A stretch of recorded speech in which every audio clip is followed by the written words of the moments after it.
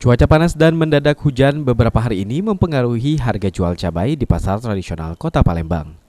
Salah satu pedagang cabai di pasar KM5 Palembang, Nur Sani menjelaskan, akibat cuaca panas dan berganti hujan, stok cabai yang diterima pedagang cepat mengalami kerusakan.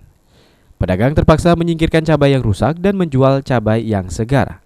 Hal ini bersiko dengan naiknya harga cabai karena stok cabai segar yang berkurang lebih dari separuhnya. Sejak sepekan lalu, harga cabai mulai mengalami kenaikan, di mana cabai merah dibanderol Rp20.000 per kilogram, dari sebelumnya Rp16.000 per kilogram. Sementara cabai rawit saat ini dibanderol Rp32.000 dari harga normal di kisaran Rp28.000 per kilogram.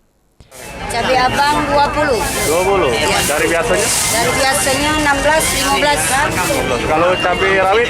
Cabai rawit biasanya 28, 25, sekarang 32. Sandi Pratama, PAL TV.